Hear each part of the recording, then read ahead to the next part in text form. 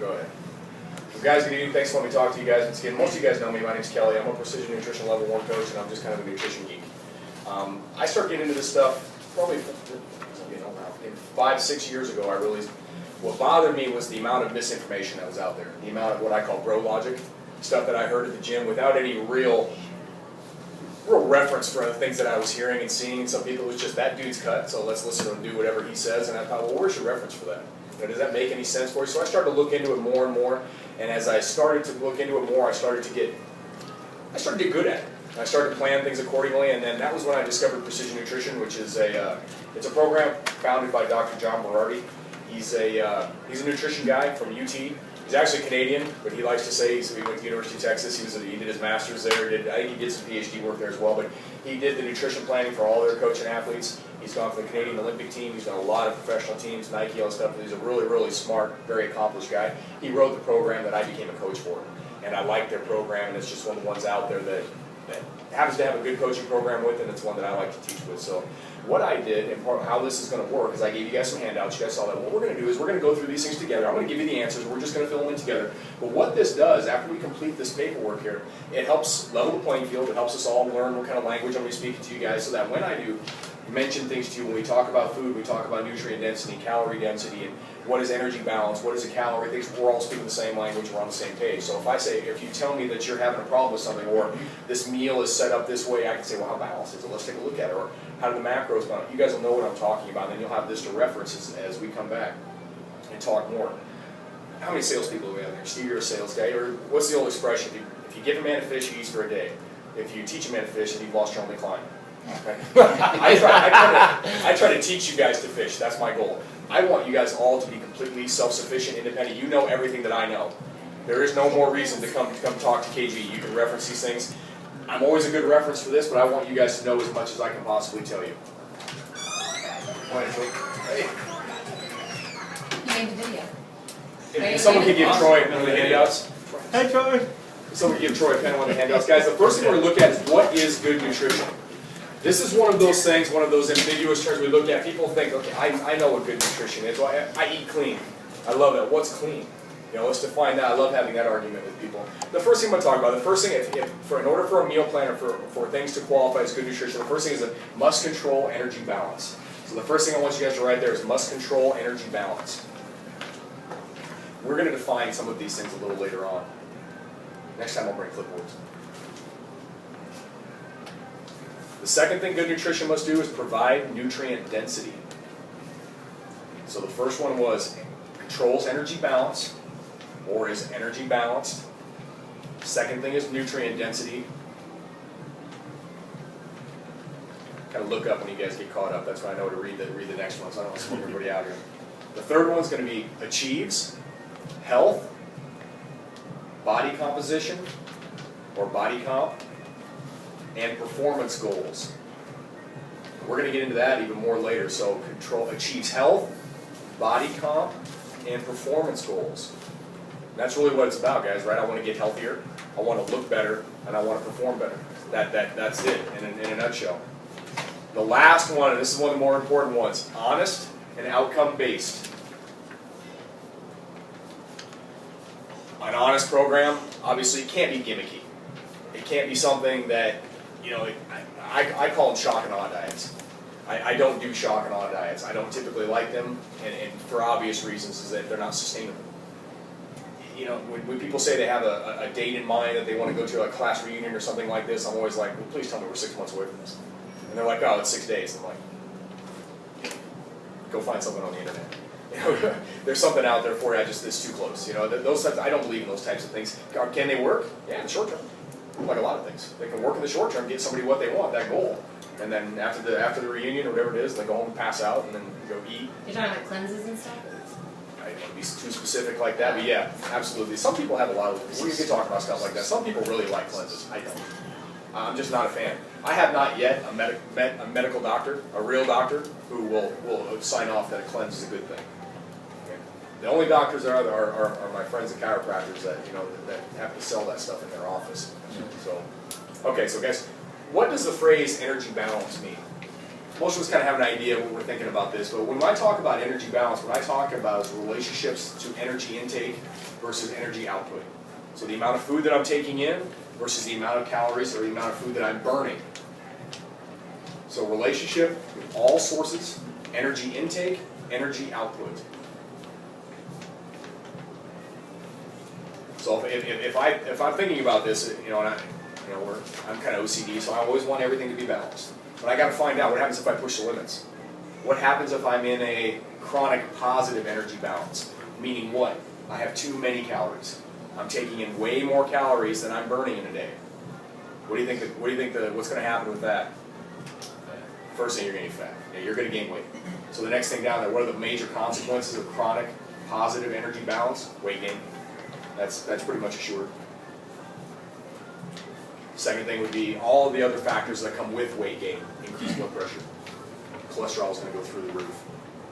But the most dangerous one, and this is the one that we all know about, is increased insulin resistance.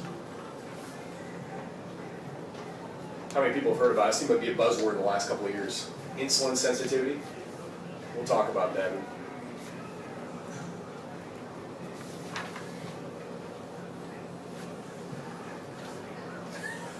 Maybe now may be a good time to talk about that.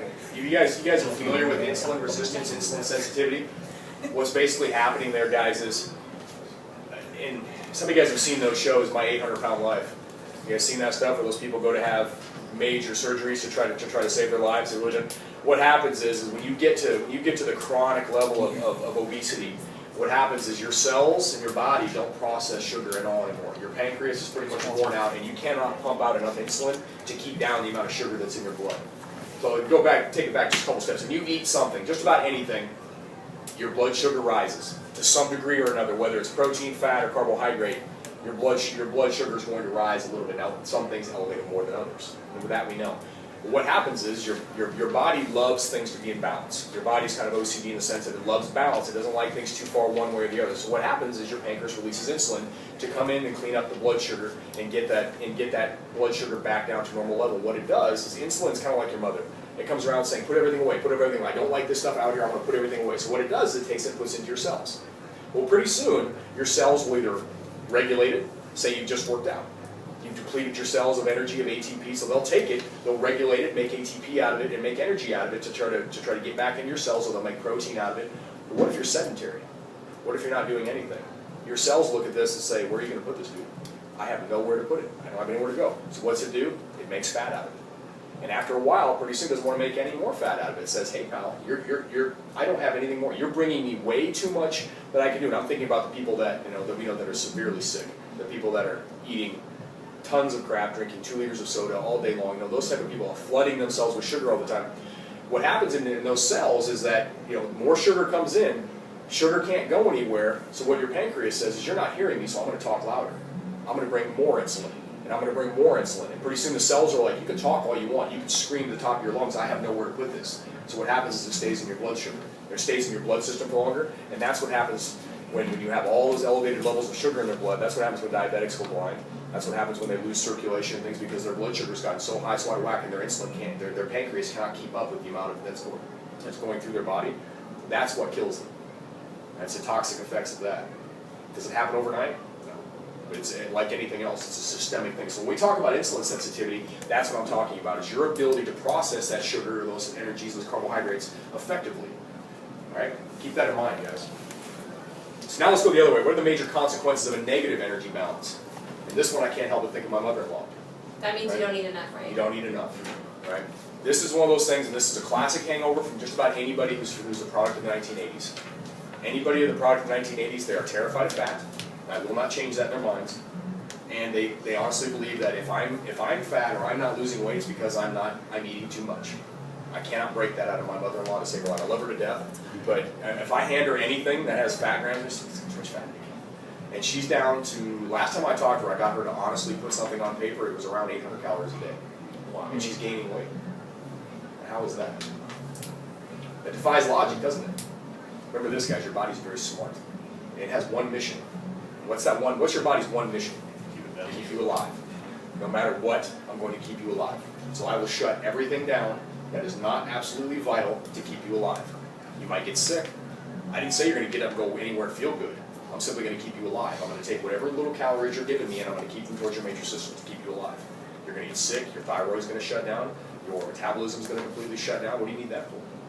And you're not going anywhere. This is the things that go on. When you have a chronic negative energy balance, this is what happens over time. Metabolic shutdown. Inability to concentrate, that goes without saying. I mean, everybody's been super hungry. Decreased thyroid production. Anybody have thyroid problems? I have hypothyroidism, that's why I asked. I have to take Armor thyroid every morning. It's more common in women, but it's hereditary. There's not a whole lot you can do about it. What was the second one? Inability to concentrate. Inability to concentrate, thyroid production shut down, testosterone production decreases. Not a good thing, guys.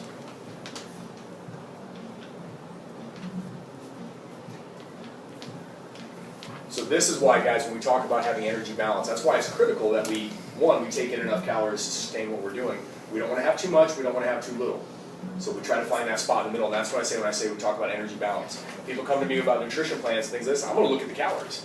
Look at the total and say, is this going to be balanced or not? Make sense? The next thing, guys, we talk about is what is nutrient density. This is kind of like asking you guys, what's a calorie? Everybody could write down an answer for me what it is, but let's see what the textbook answer says. Foods that provide substantial amounts of nutrients with only necessary calories. So if you want to write this as shorthand, high nutrients, low calories. Basically good foods, right? These are things that are very, very high in nutrients, very low in calories. And why does it matter? Why do I care if food is nutrient dense or not? Well, because it's probably good for you. For one thing, it's easier to control your calorie intake when you're eating good, satiating things. Good foods that are nutrient dense keep you full longer. There's a lot of hormones in your body, guys.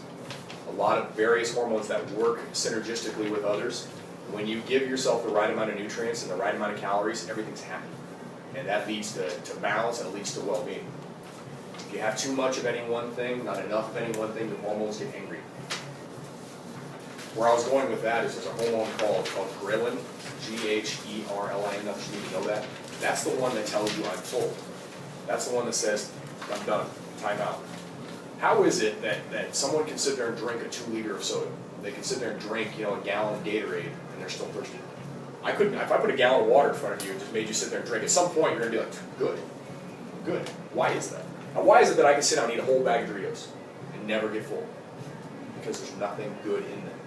Right? They might taste good, but nutrient-wise, there's nothing good in them. You know what I mean? There's nothing in your body that's saying, I've had enough. I have enough B, I have enough D, I have enough Z. I have enough of all these things. That's how someone could sit down and eat a whole tub of something mindlessly and not stop. Whereas if I put a big spinach salad in front of you with all the good things in it, eventually you're like, I've had enough. And you know what it is? That you guys, economics guys, the law of diminishing marginal returns, everybody remember that? The first bite's really awesome, second bite, third bite, it just slowly starts to get worse, doesn't it? Until eventually, this doesn't taste good to me anymore. That's your body saying, dude, you've had enough. Now, we'll reach that point if we eat some things, right? If I go to Paul's house and bury myself in barbecue, eventually I'll get to the point where I can't eat anymore. Physically, my body says time out. That's a long damn time away. I can eat for, anybody see me eat pizza, I can eat for an hour, hour and a half before it finally is like, dude, I'm stuffed. Don't touch me. And I got pictures of, what's it, dude, I can remember the name of that pizza place. Brain lock. Yeah, it's Big Lou's. Big Lou's pizza. Big Lou's 42. The slice went from here to here, and I eat 4.5 of them. That's just crazy. But I'm just at some point your body's like, dude, but how is it I can sit there and eat crap like that? I wouldn't sit down to a big spinach salad and eat that much. It's the difference between nutrient density. When there's nothing in food, nothing good, you can sit there and just keep mindlessly eating. So let's talk about foods that are high in nutrient density. And this is pretty obvious, guys. Brightly colored vegetables are high in nutrient density. Just think about this, guys. Things that are good for you that have low calories. That's when I say, show me the nutrient dense foods that you're eating. How about lean meats? Absolutely. Look at what's a chicken breast have? 8 ounces of chicken breast has how many calories? What, 160, 180 calories, 25 grams of protein, somewhere around there. That's not much. When you look at the grand scheme of things, but it's very good for you, right? Lots of protein. High fiber grains. Uh-oh. Just mentioned grains. We're paleo people. We'll talk about that too, guys. Paleo has its place.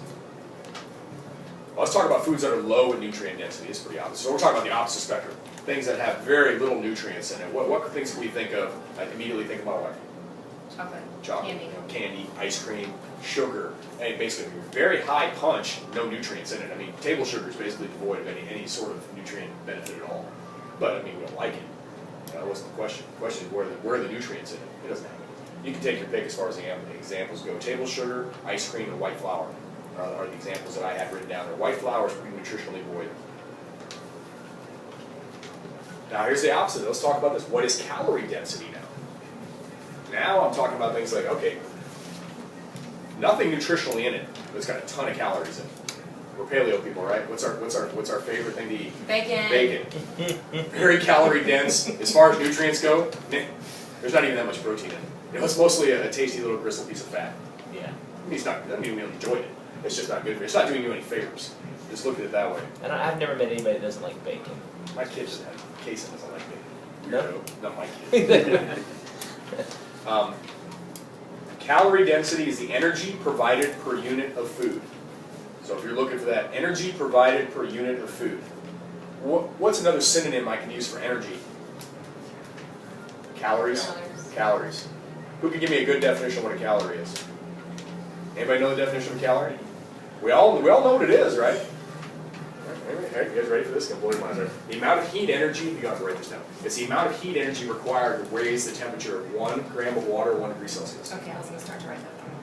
You know what I mean? So if you took 1 gram of water and raised its temperature by 1 degree Celsius, that's 1 calorie. The amount of heat it takes to do that. So when you look at things and look at the calories on the backside of it, what they did was they took that food and they burned it. And they saw how much heat energy did it create from this. And they needed a unit of measure, and that's it.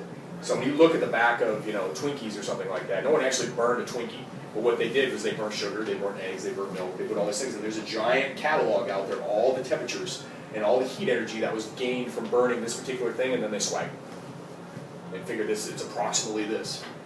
It's the amount of heat it takes to raise what?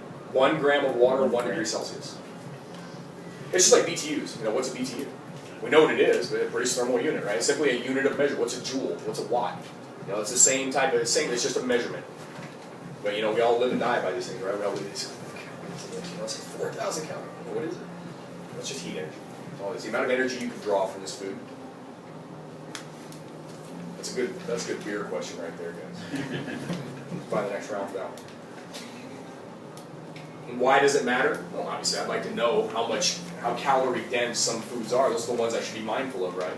Who can give me an example of a healthy calorie dense food? Ground beef? Not too calorie dense. I was thinking more like something like olive oil.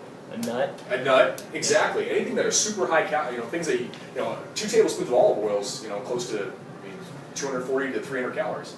Somewhere around there. So yeah, that's a lot. It has punch. When you look at grams of fat, every gram has 9 calories in it. Every gram of carbohydrate has 4 calories in it. Carbohydrates and protein have 4 calories in it, and a gram of fat has 9. So it's almost twice the amount of energy per unit of it. Puzzle your puzzlers, won't it? So now we talk about foods that are high in calorie density. I had cookies, butter, and bacon. Foods that are low in calorie density: veggies, fruit, chicken breasts. Just about anything good. Notice I didn't say tasty, I said good for you. All right, so now as we get down to the end of the last page here, long-term dietary habits should be based on the intersection of 3 main goals.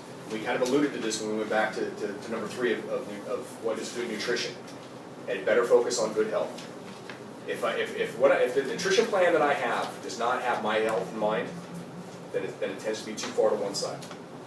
It had better focus on improving my body composition, so improve or make better my body composition, improve my health, and then what's the last one? Why do we all come here every day? Improve our performance, right? So I like to think of this, I'm a visual person, I like to think of this as a pie chart with equal thirds. The nutrition plan that I scheme for myself or that I come up with had better be balanced on this. Now let's talk about this. What happens if I focus too much on body composition? Who do we know that does that? I don't mention any names because initials are Warren Walton. No, I'm just kidding. Physique athletes, right? Vanity athletes. Guys that want to look good on stage. Has nothing to do with performance, does it? Has nothing to do with health, does it? It's all for that moment, that period of time, to make them look as lean, as cut, as big as they possibly can. I think there's a lot of good people out there that are very good with their nutrition plans. Some very I would say, very genetically gifted people that are still very good. There's other people that do just the opposite. They crash plan it. You know, they'll strip out carbohydrates and everything to the bitter end. You know, within the weeks of they're not eating anything. And I've seen nutrition plans that in excess of 25 grams of carbohydrates in a day was too much. I mean, you guys know how low 25 grams of carbohydrate is? I mean, that's like 5 carrot sticks. You know, anything more than that was too much because they were stripping themselves down. Now, where's the problem with that? No I nutrients. mean, good grief. I mean, no nutrients in it, but even then, is it sustainable? I really hope this person doesn't have a safety-sensitive job. You know, they're out driving a school bus someplace while they're prepping for the Arnolds. You know what I mean? That stuff kind of scares me because those people are out there, but fortunately not very many. But you see where I'm going with this. What if I focus too much on performance? What if all I care about is how good I want? I don't care about what I look like. I don't care about what it does to my health. All I care about is right then, right now. I mean, you can see how any of this stuff can get skewed. As real human beings, and I put that in text that we all work for a living, we have real jobs, this is what we do for fun. We want to stay balanced in all this. I want my health to be better, I want my body composition to look good, and I want my performance to be good. I need to balance all this, and that's the trade-off that we try to do. We try to keep it, you know, keep it balanced. Why is that important? Well, I mean, we kind of beat that to it, bro. I mean, you fill that in yourself. And why does focusing on exclusively on body composition when making nutritional choices lead to improved health? Well, not really. People get lured into all kinds of diets. You know, I don't pick on any one of them, but you guys know they're out there. You know, I mean, good grief, walk through Walmart, and they have the 24-hour Hollywood cookie diet, the shake diet. I'm from Iowa. What's huge in Iowa? Wrestling. I have lots of friends that drank this crap. I don't know what, I mean, it was like maple syrup, cayenne, and other crap that they ate. They all, you know, within a couple of days of their meets, that's the only stuff they would take, and they looked like zombies walking around. But the microsecond they went and weighed in and left, done. Straight to Mayrite, and they would bury themselves for the next 2 hours getting all their nutrients back, and they'd finally look normal again. But they just this vicious cycle that they would do. And what was their goal? Performance. Right? They needed to get to that certain weight so that they could perform and then come back up. Ultimate fighters. You know, the ultimate UFC type of stuff. Those guys are all trying to make weight. What do? You know, they'll put on those sweatsuits, you know, and go run like crazy on a treadmill for 10 minutes. You know, that sort of cyclical stuff, very, very hard on your body, guys. But, you know, you get that stuff. Last one, guys, then we'll talk more stuff. What is metabolism?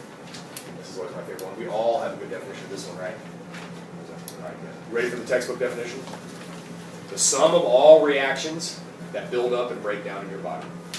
The sum of all reactions that build up and break down the body. And we've all heard this. This is something we learned about in science class when we were all little.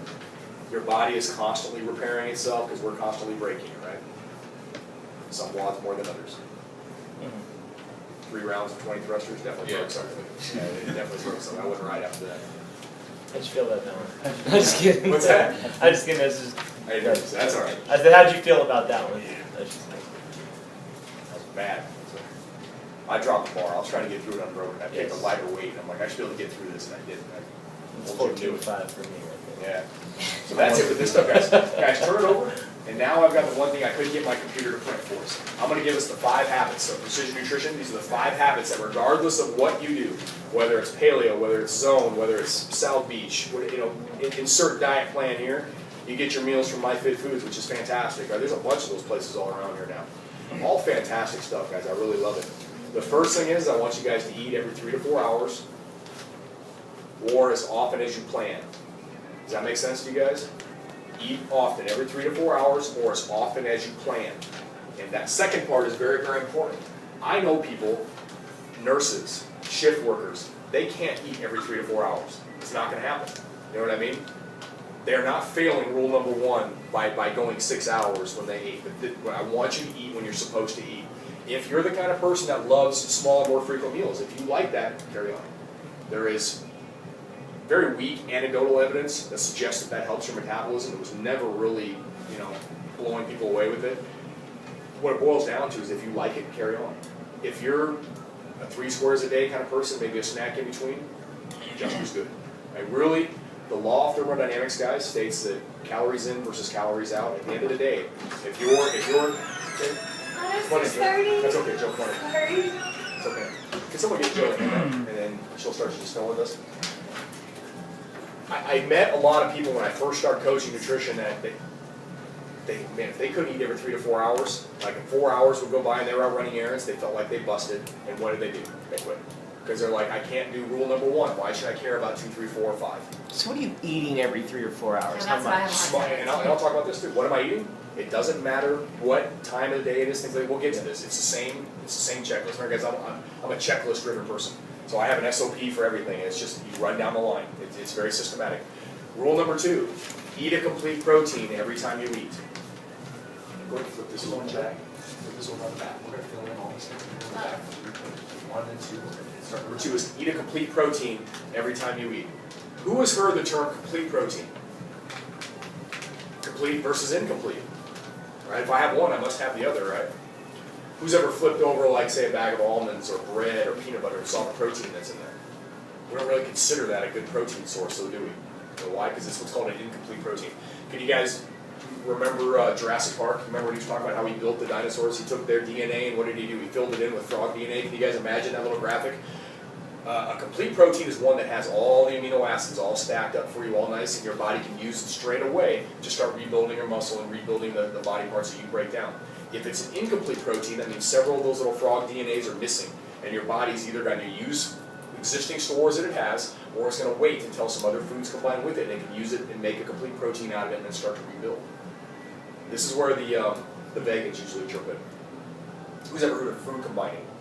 Ever heard anybody talk about that? The vegans are real big on this. Food combining is what they have to do to make a complete protein.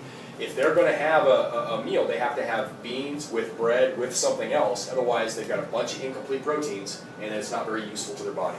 So they always have to put things together like peanut butter and bread, and that will make a complete protein. Does that make sense? Does that really make But that's what I was just going to ask you, but is peanuts Peanuts are already incomplete protein. As bread are incomplete protein, yet if you put it together, they make a complete protein. Now, I will say this, protein is now ranked by biological value of how effective that protein is. Eggs, chicken, beef are all very high in biological value. Protein from bread and peanuts and beans are all very low in biological value. So before you go think I could just eat peanut butter and bread all day long and that's all I have to do, would it work? It would keep you alive. You know, but we have better choices. So like quinoa would fall down. Quinoa would be, no, quinoa is a complete protein. It's It is the only complete. grain, it's the only, and it's actually a seed, it's the only one out there that's complete protein. Quinoa's fantastic, guys. I love quinoa. Cook it with chicken broth. Q-U-I-N-O-A or something. Q-U-I-N-O-A. What's that? Quinoa. Quinoa. Yeah. It's what it is. It's something like that. Oatmeal, incomplete protein. Quinoa. Bread, incomplete protein. You know, soy, things like that. Soy is one of the few, I think, correct me, well, look it up, put an asterisk next to soy. I think it's complete protein, but it's very weak. Make sense, guys? Yeah. Rule number 3, eat vegetables with every meal. Put an asterisk next to this one, guys. Do your best. It's one of those things, your grandma's been telling you that. Everyone you've ever met who's ever cared about you told you to eat vegetables. Find one you like and eat it. I don't care what you do to it. I don't care if you put salt and pepper on it, Tabasco, salsa, whatever you want to do. Peanut Just butter? don't. color vegetable? No. Can you put peanut butter on it? Sure. I was just going to say, don't pour cheese on it. You know, that defeats the whole purpose. Or dump ranch all over. Yeah, that's kind of defeating the purpose of it. One thing, I'm a slave to Tabasco, and you know, sriracha sauce. I love that. That stuff's fantastic. I do that, and I use salt and pepper, stuff like that, just to make the vegetables taste a little better. Find one you like and do it. I don't want to hear excuses. There's one out there you can eat. If you don't like broccoli, then don't eat it. You're a jerk with olive oil. That makes it, drizzle a little bit of olive oil on vegetables. But you got to be careful on that, right? You gotta, well, be mindful of it, right? But let me tell you this: when we get to calorie counting stuff like this, I'll almost guarantee you, almost all of you guys are short of what your calorie intake should be. I'll almost guarantee. Well, probably 500 to 600 calories short. And a fast, good way to make sure you're getting enough calories is to use things like nuts and seeds and olive oil to make sure you're getting the amount of calories you need. Make sense? Olive oil can do good things for you guys. And there's other ones too, like I really love macadamia nut oil. Macadamia nut oil is really fun. It tastes really good. It's good to put on salads, and it's a high temperature. It has a high smoke point, so you can cook with it. Olive oil should never be heated beyond the room. You know, really, truly, it's not designed. It has a low, what am I trying to say? Low flame point, low smoke point. So you're supposed to just make dressings out of it. You're really not supposed to cook with it. We'll get into that too. Rule number 4: make sure you're eating enough healthy fat. Make sure you're getting enough healthy fat.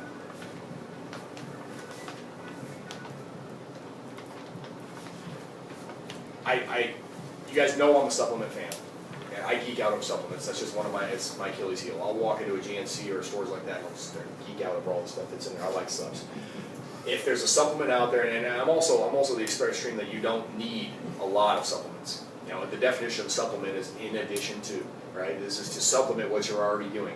Fish oil is the one thing that I strongly recommend all of you consider.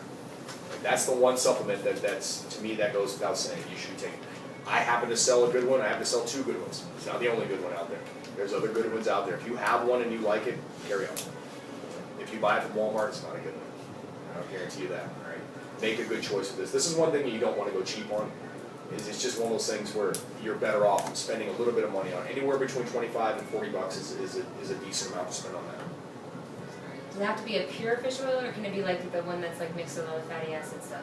I'd have to look at it. Most of the time, I mean, the ones that I have are mixed with just D3. They can give you vitamin D with that, but it should be pretty pure. I mean, you don't want to get something that, and it shouldn't burp.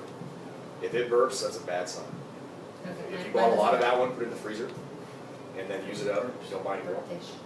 Like you taste fish after a Yeah, while? if you burp it up, guys, that's a bad sign.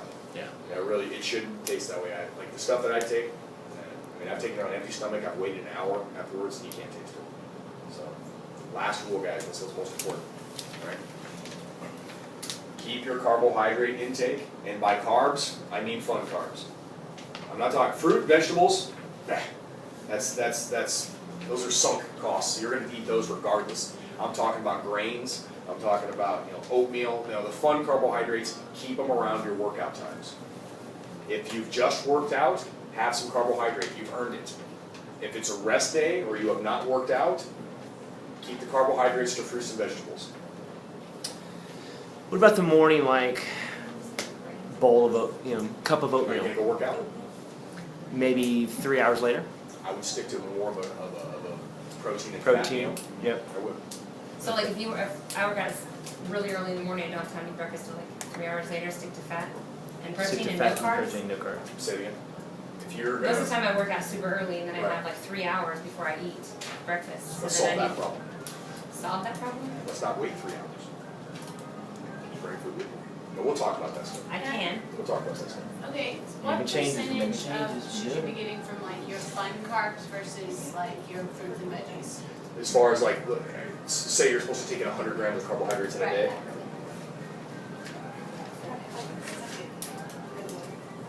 Consider I don't really count the vegetables and other stuff because you'd have to bury yourself in vegetables to even break the 25 carbohydrate mark, you know what I mean? The bulk of those carbohydrates should be coming in and around your workout times, either during and then right after your workout time. So if say your carbohydrate number is 150 or something like that, I would say half to 3/4 of them would be right around your workout times, either during and right after.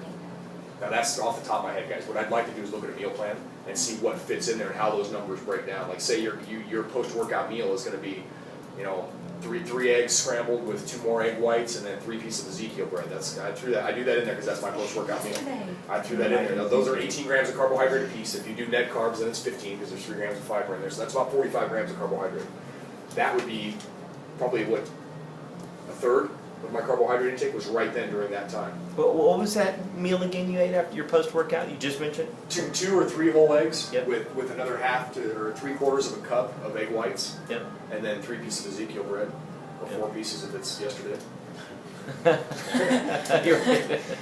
It really does kind of depend on that, guys. If it's a longer wad, then I'll add more carbohydrate into it. Like Murph, that's when you know you're going to need carbohydrate during, you're going to need carbohydrate after, and then after again. So carbonate? During, it depends on if I've eaten or not. My standard SOP, guys, and we'll talk about this. My standard SOP is I'm a mid-morning workout guy. So I'm going to get up, I'm going to eat a solid food breakfast. I'm going to eat 2 to 3 eggs scrambled with another cup of egg whites, and then I'm going to have some carbohydrate, either 2 to 3 slices of Ezekiel bread, and then a little bit of fat, like a tablespoon of butter or something like that, a tablespoon of almond butter. With that, that's set squared away.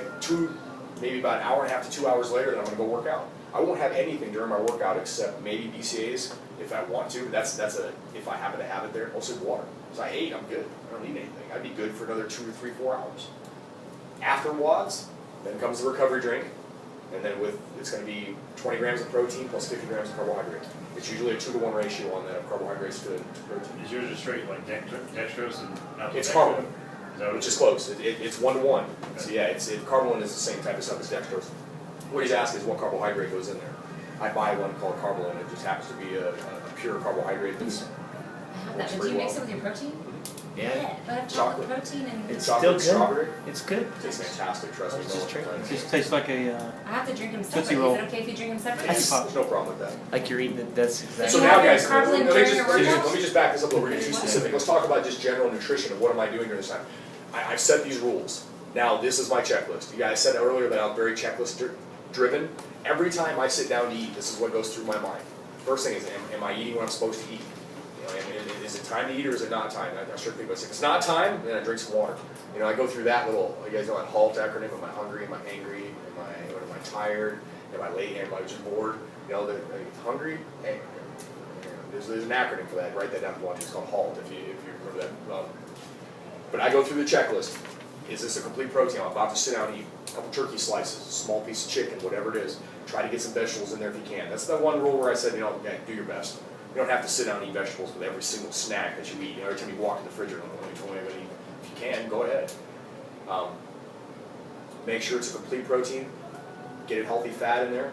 Healthy fats, a handful of almonds, a spoon of almond butter, peanut butter, whatever it is. Try to keep everything consistent. Hold on, peanut butter's legit. Dude, I got no problem. Okay. I'm not paleo. Paleo has its greatest benefit in when people are feeling lousy. When there's something going on in their body that's not right, they're getting sick. Paleo is an awesome thing to do because it's what is paleo? It's an elimination diet. Right. I eliminate the most common offenders.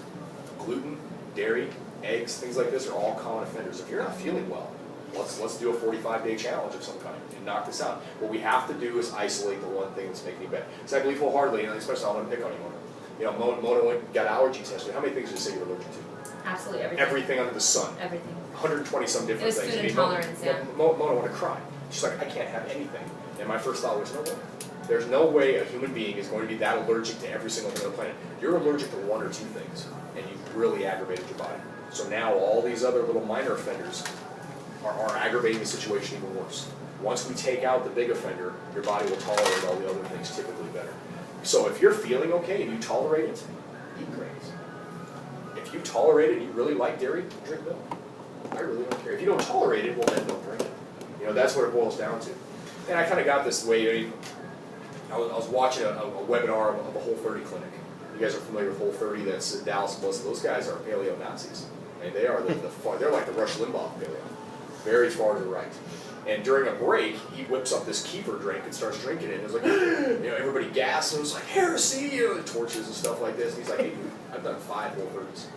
I know that this particular brand of kefir, I tolerate it just fine. If I go cheap, I don't tolerate it. It hurts my stomach. If I do another brand, but this one right here does just fine. When you get to the Jedi Knight level of nutrition, when you excluded everything, brought things back systematically, tested it, retested, you can have whatever the hell you want. Just figure it out for yourself. Now there's certain things, the older you get, the less tolerant to dairy you are. It's just a fact. You know, the older you get, if you're European, the less tolerant dairy you get. If you're Asian, you're never tolerant to begin with. So it's just one of those things. If you're of Asian descent, this is where I pick on teeth. You know, I'm sorry, you're not going to tolerate it very well at all. There's just certain suspended, and if you're allergic to it, well, I can't discuss it. That's my spiel on all this stuff. If you like it and you tolerate it, eat it. I don't care, paleo, schmaleo. But paleo serves a very, very good purpose for some people because it's simple. It's not hard to follow. It's not hard to understand. Right? It eliminates a lot of junk. Makes sense. It's part of our cult. It fits in very well with what we do here. It's easy to explain. I can put a poster up on the board that explains the whole thing in about 5 words, right? What is it? Lean meats, vegetables, nuts and seeds, some fruit, little starch, no sugar. That's paleo in a nutshell right there. I can explain that to anybody. And for some people it works, but I can tell you this, as athletes, it's not going to work. You will get to a point when it's not enough. There was no games athlete that Not a was single on, one. not one. Not one of them.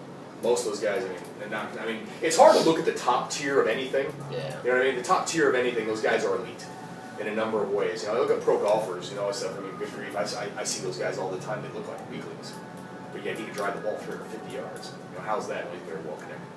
You know, he's very, very fluid when he does. So, you know, those guys, trust me, they eat like crap. I've catered their food for them. I've heated up their piled In-N-Out burgers for them when they get on the airplane. So trust me, these guys, especially golfers, drink like fish. But with that said, So the way it's gonna go down, guys, when I set up my meal plan, I think about these things, I've always got these 5 habits in mind. This is how it rolls around. No matter what plan you do, this is how I want it to be. Set things down, write it down. Who's heard of Eat to Perform? You guys seen that guy? I loved it. I loved it until he started trying to tell me shoes every time I opened my email. You know, but his plans, I bought his meal plans. It was $20 he was advertising. I bought all his plans, and I like it. He's got a lot of really good Who stuff. is this? Eat to Perform.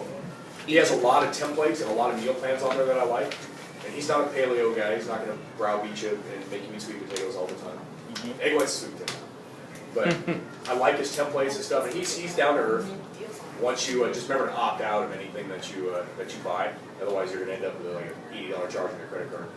But I like his stuff. He's got really great templates. It's not hard. It follows the same principle as this. Really, it does.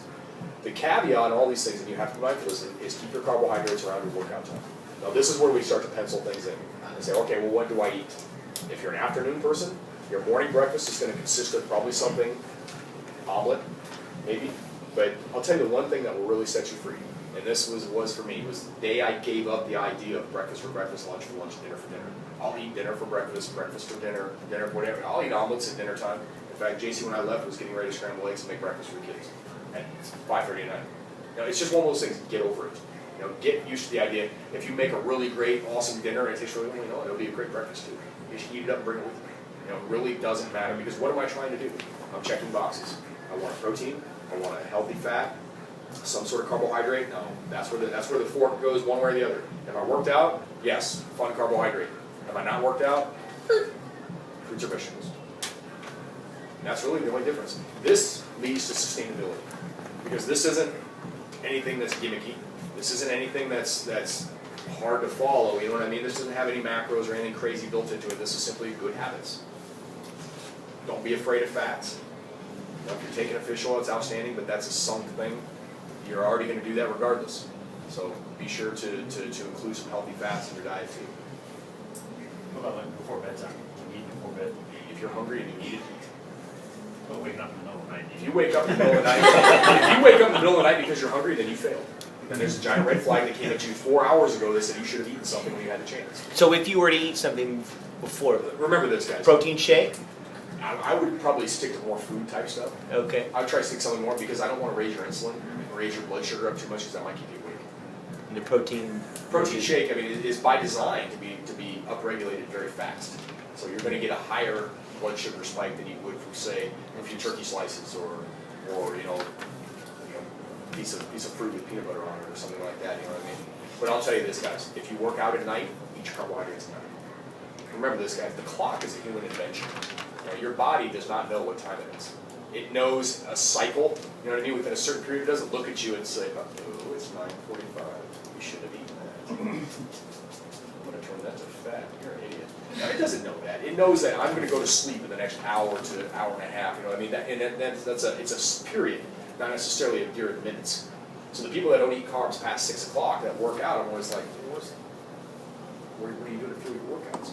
No, I don't eat a carb past 3 o'clock or 6 o'clock, whatever it is. I'm just like, there's no real rhyme or reason to that. If you're working out at night, you've earned those carbohydrates. Your body needs those carbohydrates. It didn't need them at 9 in the morning. Does that make sense? Shift workers, it's the same thing. Your day is simply altered and moved to a certain time. I used to work midnight, so I used to go to work at 7 o'clock at night, and I'd get off at 8 o'clock in the morning. Midnight to me was like lunchtime, it's noon.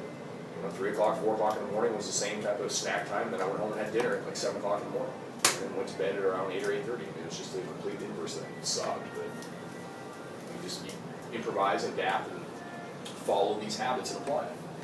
When it comes to any one of the meal plans, nutrition plans, all of them have merit to some kind. I mean, the person didn't publish a book and get somebody to invest money in their plan without having some sort of merit to it. The question is, does it work for you? And do you like it? Does it make sense to you? Some stuff may seem really off the wall, and I hear from people that it works for them, and they like it, they believe in it. If you find something you're just like, I can't do this because I don't like it, find something else. Tweak it, make it different. So as far as people that come to me, well, I'm strict zone, okay, it works for you. You like it, awesome. Why would you want to change anything like that? Or somebody who does strict paleo, maybe they're allergic to everything under the sun, and they have to be. The question is, where are we going to get more carbohydrate for you? I hope you like sweet potatoes. Any questions, man? Go ahead. So like snacks. so I have a really hard time eating between meals. But I like Now, is it a lack of preparation, or is it that you don't like to eat? both. I'm not hungry, or I don't prepare, both. Proper previous preparation prevents piss poor performance. Who had a coach that said that to them in high school? I had coaches that yelled at me to me, and I had coaches that yelled at me and said, "You're going to run until the cows come home." And I'm from Iowa. That's late. It's the same thing. You need to plan ahead. All right. Who does meal preps? Who does big preps on what's your guys' typical rest days? Sundays, Saturdays. Sundays when I come home from work on Friday, it's usually later in the evening. But Saturday night is when I prep stuff out. I have a big Traeger grill. It's my favorite thing in the world. I love the thing to death. I start measuring time from the day I got it. 7, 8, 9 chicken breasts on there, pork tenderloins, all the stuff's all cooking in there. And there in the kitchen, I'll have something going, baking something then. I'll have at least 2 or 3 different types of vegetables diced up and put into Ziploc bags. The bottom line, guys, is get yourself as prepared as possible. Most of us, if I was to have any one of you guys write down the foods that you eat for 2 or 3 days, after about 3 days, they start to repeat themselves. And you guys are limited to about 10 to 15 foods. Nobody's more creative now. We are creatures of habit. So 10, 15 things, you know what they're going to be. Prep them out. You know what I mean? Get it done. Get the salads built. Tupperware's cheap, guys. I go through Ziploc bags like crazy, especially when I travel. Everything is in a Ziploc bag, and I just keep everything right there. That way you don't paint yourself into a corner. If you're out there and you ended up at Whataburger or you ended up somewhere else, is it your fault? Well, yes, but not necessarily. It's like showing up to a test having not studied. You're probably going to fail because you didn't prepare properly. You put yourself in that situation. I don't blame you. And it's not that you're a bad person or anything like that. It's that you failed to prepare. It's not your fault. You need to prepare better next time. Don't leave the house without something. If you're going to be gone for 4 or 5 hours, bring something with you. I know it kind of depends on energy output and like each individual, but are there some numbers to try and get, you know what I'm saying, so like 180 grams of protein a day? Or I would start with your lean body weight. As far as protein goes, no less than your lean body weight for protein. Okay, so just look at that right there. That's a target right off the bat. And that's something. The Eats Perform guy has an app with a calculator on it that I really like. It is a really slick piece of gear. What is it? Eats Perform. Go download his app. If you go to his website, I think you can get it for free. If not, email me and we'll run your totals. And he has a calorie calculator in there that's based on basic CrossFit type of energy expenditure, assuming you're coming to the gym regularly. I think it's based on 4 workouts a week, something like that. His calculator is pretty spot on. I have formulas at home too in my little coach's binder that I can run for you too. It depends on your activity factor. It depends on whether you want to gain weight, stay weight, or lose weight. And it's just a multiplier. What if you don't care about the weight, you just care about the fat? You just want to lose fat. Yeah, weight's a number. Yeah, I'm kind of with him on that. Then we tweak your macros accordingly. We'll make sure you get your carbohydrates during your workout time. That's And, fine. and I'm a big believer in carbohydrates are kind of like a dog. They need to be trained properly to be kept on a leash. They're not the bad guy. They're really not. People want to demonize carbs and eliminate carbs. Why is that? Because it's low-hanging fruit, pun intended. It's an easy target. I can take carbohydrates out of somebody's diet. Somebody got it. I can take carbohydrate out of somebody's diet and I get really fast results. And who remembers the Atkins diet? You know, what was funny is nobody ever finished the book. You read the first few chapters of the book, you started, so, oh man, I'm going to strip all this shit out. I'm just going to have bacon and cheese all day long. It's awesome. And you lose a ton of weight. What happens? You're like, this sucks. I don't have any energy. You know, eventually people start to realize what? That you need carbohydrate to move. Your brain runs on sugar. So eventually you start to bring things back and you go back to it. It's more cyclical than I've seen anything else. But if you finish the book, it actually tells you to bring carbohydrate back and bring it back in small pieces. But nobody ever finishes the book. They're all like, yeah, I lost 80 pounds in 3 months. Awesome. Now look at it. Wow, what happened? But as far as macros go, there's a number of, as far as those calorie totals go, Google calorie calculator. You'll find any one of them are good. I recommend 40, 30, 30 as far as your splits go. 40% of your diet should be protein, 30% carbohydrate, 30% fat. That should, and guys, that's shoot from the hip. That's usually works for just about everybody. Proteins, 40%, carb, fat, and then the rest is 30-30. That works pretty doggone well. Who's on MyFitnessPal? You could set MyFitnessPal for all those parameters. You could set it for your total calories. You could set it for a split in there. And MyFitnessPal is pretty slick. It really is. It doesn't take long. And once again, we're creatures of habit, right? After you get the first 10 or 15 foods in there, once you find them, all I gotta do is tap on them again, they're all right there. And you don't even need to do that for very long. A couple, 2-3 days, and you'll know it. Like I used to measure and weigh all my food at one point, and I don't do it anymore. I know how much it is. I know how much 6 ounces of chicken looks like. I can hold it in my hand, I know exactly how much it is. Do that for a little while, and figure out how much is how much. Because if Kelly the nutrition psycho says you're supposed to have, 30 or 40 grams of protein with every meal, well, how much is 30 or 40 grams of protein? Well, that's about 8 to 9 ounces. How much is 8 to 9 ounces? Well, 5 foods. You can get them for $19 at Bed Bath & Beyond. Are you looking at pre-cooked or post-cooked? Probably post-cook, what I'm gonna eat. Yeah, that's what I'm asking. Yeah, You weigh it before you cook I weigh it after I cook. it. Okay. And you can tear it too, so you can put the plate on there, and then put the food on there, so you know you're not weighing that too. Common error. Hold it all. I used to weigh apples all the time, trying to guess, JC, how many grams it was. How nerdy is that? This one's 96 grams. Boom! But seriously, those 5 habits, guys, are what cycle through my mind all the time. When I go out to eat someplace, it's the same thing. What if I'm going out to a restaurant? I want to look at the menu. Look, can I get a complete protein on this? Can I get vegetables? Can I get some healthy fat? Can I get a salad? I'll tell you this, guys. Who's ever been a server? Who's ever waited on people? I have this trick, and it works really, really well. It's not very scientific, but I typically don't go out very often. So when I do, I tip about 20%, somewhere thereabouts. I give them 10% right when they go up to talk. I'll give them $5, $6, whatever it is, right off the bat, and say, I'm going to be a pain in the ass. But can I get the steak without anything on it? Can I get just vegetables on the side and give them a little bit more money? What happens is that you get their attention. They know you're not trying to be a jerk. You just say, I want this, this, this, and this, and then leave, and then you might have to stiff them. You give them a little money right off the bat, you've got their attention. I got that from work. I had a guy come up to me and give me a $100 bill, stuck in my pocket, and said, this package is going to my daughter. She's going to be there when you land. Can you make sure she gets it? Oh, yeah, I'll make sure she gets it. And I was like flying with it like this, trying to fly. And the captain's like, dude, why did he give it to you and not me? I'm the captain. I'm like, I don't know, maybe he feels sorry for me. Maybe I look more trustworthy. When I got there, I was like, what's your ID? Your daughter? Sure. There you go. And I was very curious. Got my attention. That was where I'm like, what if I give this girl half a tip right off that? And then ask for what I want, strip down. Utilize places like Chipotle or Freebirds where you can pick and choose what you want. Can we go farther down the rabbit hole and say, well, they use soy oil at this and they use this additive? Yes, we can. Well, let's cross that bridge when we get there. When you want to go to that level and start looking at raw versus cooked versus this, okay, fine. Let's not split hairs too far yet. Does that make sense, guys? Yep. Any questions? Where are we at in time? About 52 minutes. So we need to talk about the challenge now. Okay. Go ahead, Lauren. Ready? The challenge is going to be, when Mona and I kind of figured out, it's about 45 days. 45, not 45 30, days. huh? Anything less than 30, 45. I find it to not be enough. Anything more than 45, and we lose everybody's attention. So that's a perfect amount. The way this is going to work, guys, is you're going to do a couple things. You're going to fill out a compliance chart, and it's a very simple sheet of paper. Monday, Tuesday, Wednesday, Thursday, Friday, Saturday, Sunday on one side, and the number of meals that you're supposed to eat every day. If you're a 3 squares a day person, then you'll have 3 marks there. If you're 7 meals a day, 5 meals, what I want is a check mark if you ate good, and an X if you ate bad. No explanation needed. You don't need to justify it to us. You're going to bring me the sheet of paper that's going to have, 7 lines across there, and then either checks or X's or whatever you want to put on there. You can put good, you can put dirty, you can put clean, whatever it is. I want some sort of form telling me where your compliance is at. If you miss a meal, does that count as a bust? Yes. It's the same thing as going out and eating dirty. What we may find out is where your scheduling problem is at.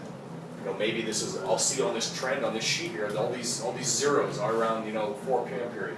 What's going on here? Aren't you supposed to have a snack in there? Yeah, but I never do, and then I never bring it with me, and I'm stuck out picking up my kids. All right, so it doesn't work for me. So maybe we should do something else and plan accordingly.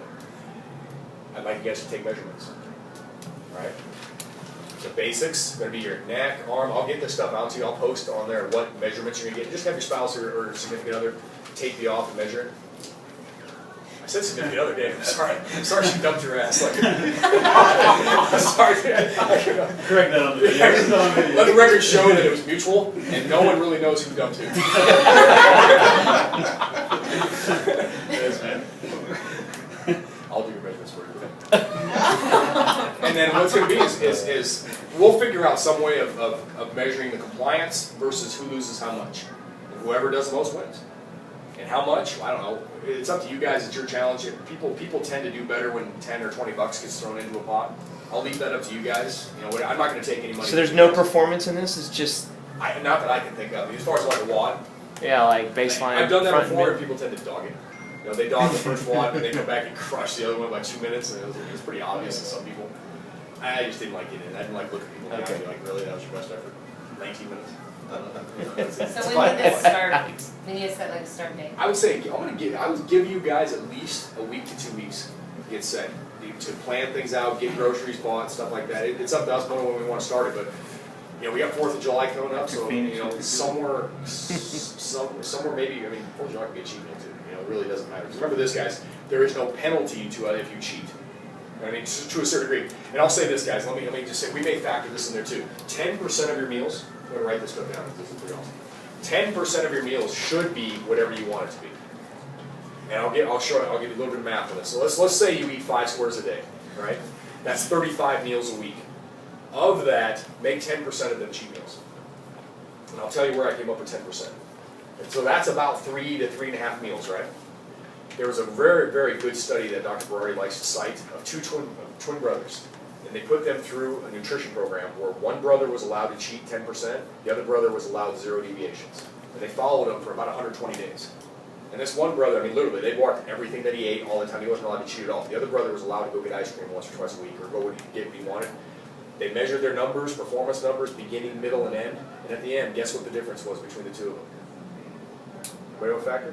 Nothing. There was no difference. Between them, one was a whole lot happier. The one brother was pissed. He was like, I want out of this bitch, I'm done, I want nothing to do with this. And he really he blew it and went to the far end of it. He's just like, this is the worst thing I've ever done in my life. The other brother was like, I could keep doing this because it wasn't that bad. And his numbers were the same. That 10% is very important. It gives you, for some people it gives them the carrot on the stick. This is what keeps me moving all day long, because I know I've got that cheat meal coming on Sunday. It allows you the flexibility to attend functions and be with friends and grill brisket and not buy me over. It allows you that little bit of it. And it also allows you a failure. And don't feel like you've blown the whole program. Because I'll tell you this, guys, 90% compliance to anything is going to almost guarantee victory. And just think about anything you've ever done in your life. If you are 90% compliant to it, you are going to win. There's no doubt about it. 80% compliant, you're going to be awfully darn good. Think about that. Say you come up with this and you do the math and you're 80, you're 75%. That's 3/4 of the time. 3/4 of the time you're making a good choice and you're doing your best. You're going to have success. And that's really what all of the nutrition boils down to, is consistency. It isn't rocket surgery, guys. The stuff that I'm telling you isn't anything you haven't heard before, but what is tough for everybody's consistency. And where does that consistency come from? Planning and preparation. The farther ahead of anything you are, the better off you're going to be. So what I implore on all of you guys is figure out your foods, figure out your meals. Plan ahead. Get things prepped out. Grill chicken, grill steak, get everything cut, get vegetables cut up, get some meals planned ahead. Which meals? Google it. There's a million of them out there. I wish I knew, because about 70% of the meals I feed my kids are strikeouts. They hate all of them. But you know what? They're going to eat it, because that's what I made for them. And that's another thing. If you've got one family member who's on board, the other one that's not, I'm sorry, guys. And what I do is I would cook up your food, and then they can add whatever they want to it to make it the way they want it. If you got picky kids that aren't going to eat this stuff, well, fine, keep cheese on the side for them. But you just don't use it. It's simple enough. And if you make separate meals for everybody in your whole family, that didn't just happen yesterday. That was a progression that happened over a series of a long time, where you've got finicky kids now that will eat everything that you make, you know what I mean? Start cracking the whip, reel them in. Or make 5 meals for everybody, whatever you want to do. But as far as the challenge goes, that's how we're going to figure it out. Probably compliance, and then who loses the most. And we're on your honor, guys. I mean, we can't. And we're losing the you most pictures. body fat or weight? What are we losing? Well, We'll do pictures and measurements. We'll do pictures and measurements. Maybe we'll all vote on it. The coaches maybe will all vote on Okay. who looks the best. And we'll see who does it. There'll be a metric that we can look at based on inches and say who's lost the most of this, and then their weight, obviously, and then body fat percentage. We're going the opposite end of the spectrum. You're trying to gain weight and Yeah. stuff like that.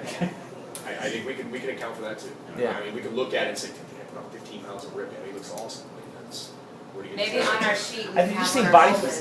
body fat should be a big fat. I think should be a big fat. I mean, that's It should be, really and we'll weigh it shouldn't be the accordingly. weight. Now, the scale weight's not necessarily a thing, it'll be how you look, you know, and the inches that we take off from stuff. I also have a body composition scanner, guys. I wasn't gonna throw it in there, but I can do scans for everybody, but they're $35. That's what I charge for. It's a good piece of gear though. It does ultrasound, so I can measure the amount of fat that you have at various sites. Those, but you know what, tape measure and fit pictures work just as good. So if you're trying to keep this on the cheap, guys, that way, you know, that doesn't seem like I showed up just to get scans. Why don't we start July 1st Okay. and then do $10 per person? What's today? The Friday the 13th. Friday 13th, perfect. Should That'll we, give you guys should we plenty of wait time. until after the end of the strength cycle that we're currently in? Which would be, it will end Which the is- first week of July. Perhaps, but what this may do also is get people to eat more. Or they might end up doing good food for thought, guys. It could go either way. It go either way, but if you Should we start you're saying the end of that first week? Yeah, so the first week of July will be testing, okay. right? We'll be retesting our maxes. You probably don't want to be, If it you're- may be okay if you eat more, but if you all of a sudden drop your calories drastically. Right, which nobody should be doing though. I almost guarantee nobody should be doing that, because this isn't a paleo challenge. You know, we're not going to drop a big bombshell on everybody where all of a sudden the one carb that you've been eating is gone, and now there's no carbohydrate in your diet. So it shouldn't be that way, but I like the thought of it may not be a good time if you're going to do anything too radical. Okay. Save that until after that week and then start to mix it up a little bit, because it's still 45 days. I don't think you're the only one that wants to gain out of this. I think there's some others that want to do that as well, You right? wanna put on some weight? Yeah, we'll put some- Yeah, see, I think there's a few people that are coming from both sides, so. So what is it, are we the first or the end of that, Then the end end of of that that, week? so then the next week, what's that second week of July? So second week of July. Start The the 4th is 7th. Friday. It's so seventh. like- And then you got the 4th, right, so we Yeah, just I start the vote 7th? Will be anyway. Monday. So July 7th and $10 per person who wants July in. seventh. What's in there? And then by then you have time to make your compliance charts. I have a compliance chart, guys. Precision Nutrition has standard forms for all this stuff. I can give you guys a copy of that, and then everybody can just sit there and make copies of it if you want. But any form will work. I mean, you could put an email in there and just, you know, XX, you know, why, whatever it is, yes, no, whatever it is, and send it to Mona, and that would be easy enough. It doesn't have to be anything standardized, just enough to, you know, show us that you're being compliant to however many meals you're supposed to be eating. And like I said, there is no rule of thumb that says you must be eating 5 or it must be 7. Or, you know, look at Rich Froman. This guy eat maybe 1 meal a day. The rest of the stuff is protein shake stuff. But if he's compliant to what he's trying to do, then that's fine. I mean, I'm going to be the last person to tell Rich he needs to go do anything. You know what I mean? How can you critique something like that? What works for him well. Okay. But if you're the kind of person that, hey, I do better if I eat 3 squares a day plus 2 snacks, well then that's 5 times you should be eating. That's 5 times you need to be going through that cycle. You've been thinking to yourself, am I getting a good source of protein, good source of healthy fats? Is there, you know, can I have some carbohydrate? Now, I'm not going to browbeat you guys about paleo or any of the other stuff. If you want to do paleo, I'll help you out with that. If you don't, then fine. There's other things out there. I'll stick around and answer any questions you guys want. As far as meal plans go and stuff like that, I can give you guys some templates. Look online, guys. There's a million of them. It really Google, you know, CrossFit meal plan template, and you'll come up with all kinds of good stuff. It really is. But I guarantee you, it should fall into some sort of those habits of some kind. And it should be somewhat compliant with that. Okay, so I'm gonna end this, Okay. okay? All right.